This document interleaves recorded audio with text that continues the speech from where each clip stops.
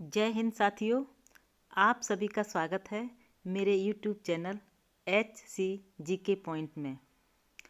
प्रिय छात्रों, सरकार द्वारा आयोजित लगभग सभी प्रतियोगी परीक्षाओं के सिलेबस में सामान्य ज्ञान यानी कि जीके सामान्य अध्ययन विषय को शामिल किया जाता है।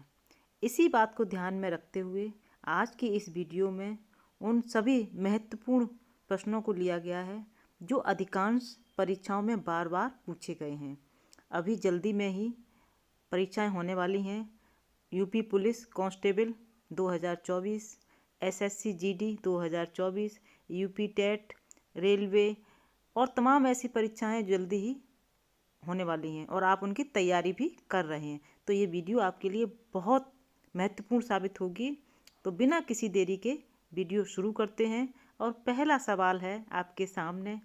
तुलसीदास ने जब रामचरित की रचना की थी, तुलसीदास ने जब रामचरित की रचना की थी उस समय दिल्ली पर किसका शासन था? ये प्रश्न इम्पोर्टेंट है। तो उस समय दिल्ली का शासन किसका था? अगर आपको इसका जवाब मालूम है तो आप कमेंट करके जवाब जरूर दीजिए।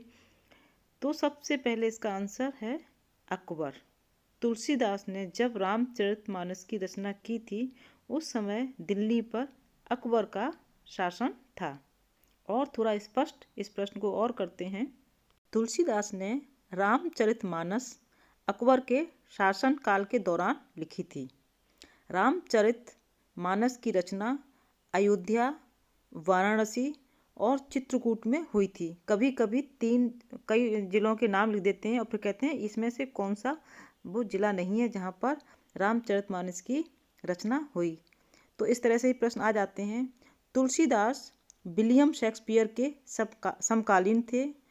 वाराणसी में गंगा नदी पर स्थित तुलसी घाट का नाम भी तुलसीदास के नाम पर रखा गया। एक प्रश्न और बन जाता है कि वो कौन सा घाट है जिसका नाम तुलसीदास के नाम पर रखा गया है। तो ये गंगा नदी पर स्थित तुलसी घाट का नाम भी तुलसीदास के नाम पर रखा गया है और रामचरितमानस की रचना अकबर के शासनकाल के दौरान हुई थी। आगे बढ़ते हैं और अगला सवाल है, प्लासी का पहला युद्ध कब लड़ा गया था? प्लासी का पहला युद्ध कब लड़ा गया था?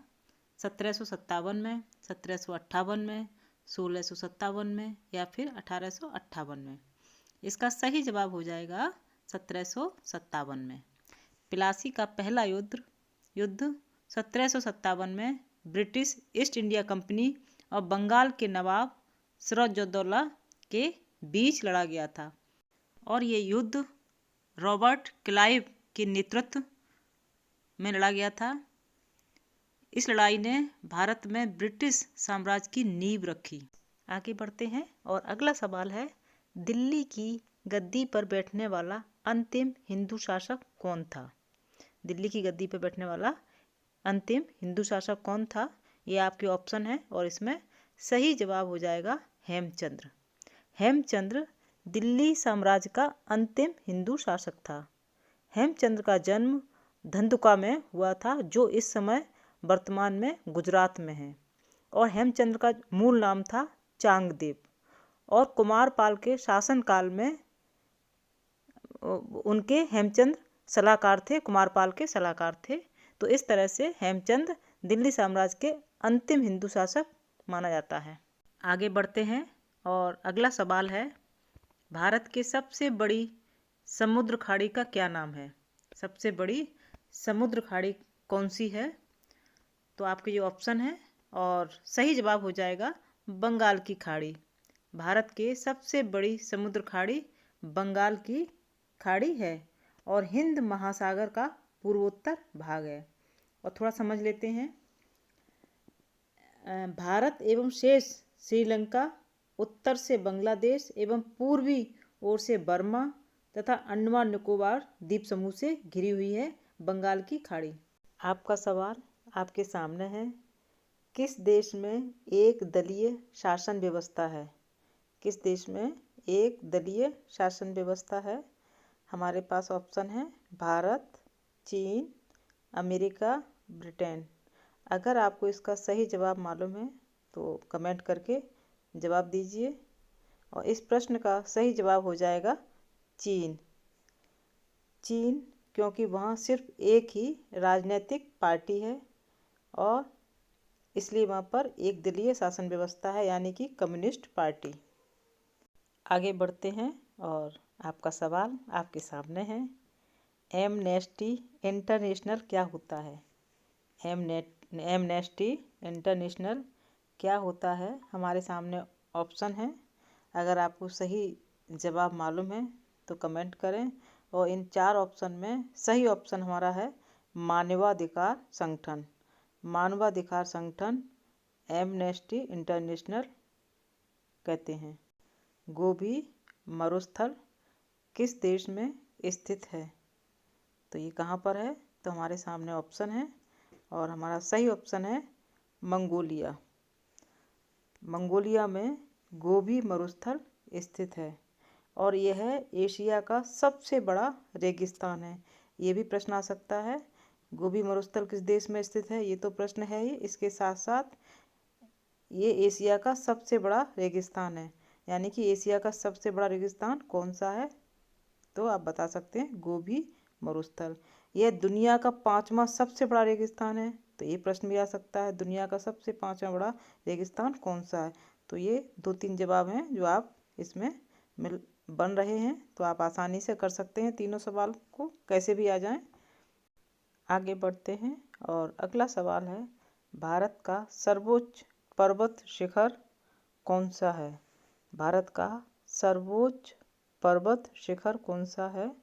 तो इसका सही जवाब हो जाएगा, हमारे पास जो ऑप्शन है उसमें सही जवाब हो जाएगा कंचनजंगा। सिक्किम के उत्तर पश्चिम भाग में नेपाल और भारत की सीमा पर स्थित है कंचनजंगा। भारत की सबसे ऊंची और दुनिया की तीसरी सबसे बड़ी चोटी है। आगे बढ़ते हैं और अगला सवाल आपके सामने है, जिम कॉर्बेट राष्ट्रीय उद्यान कहाँ स्थित है? जिम कॉर्बेट राष्ट्रीय उद्यान कहाँ स्थित है? हमारे सामने ऑप्शन है। अगर आपको सही जवाब मालूम है तो जवाब कमेंट करके जवाब दें। और इस प्रश्न का सही जवाब होगा उत्तराखंड। जिम कॉर्बेट राष्ट्रीय उद्यान उत्तराखंड में स्थित है। और उत्तराखंड में किस जगह पर है? नैनीताल जिले में सबसे बड़ा टाइगर रिजर्व है। नैनीताल में स्थित है ये जिम कॉर्बेट उत्तराखंड के। और इसकी स्थापना 1936 में हुई। कब हुई? 1936 में हुई। ये डेट याद रखिएगा, कभी कभी पूछ लेते हैं। और यह बड़ी संख्या में बाघों का घर होने के लिए प्रसिद्ध है, जो किसी भी भारतीय राष्ट्रीय उद्यान में सबसे अधिक है। यह भारत का सबसे पुराना और सबसे प्रतिष्ठित राष्ट्रीय उद्यान है। जिम कॉर्बेट राष्ट्रीय उद्यान सबसे प्रतिष्ठित राष्ट्रीय उद्यान माना जाता है। आगे चलते हैं और आपका सवाल है, स्वतंत्रता के बाद पहला राज्य कौन सा है? स्वतंत्रता प्राप्ति के बाद पहला राज्य कौन सा है जिसे भाषाई आधार पर बनाया गया है? ये हमारे पास ऑप्शन है और इसका सही जवाब होगा आंध्र प्रदेश। आंध्र प्रदेश पहला राज्य है जिसे भाषाई आधार पर बनाया गया है स्वतंत्रता के बाद। और इसे कब बनाया गया है? 1953 में बनाया गया था। ये डेट भी याद रखिएगा।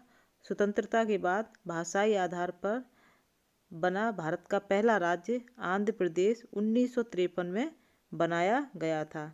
और इसे मद्रास राज्य के तेलुगु भाषी उत्तरी भागों से बनाया गया था, वो हिस्सा निकालकर।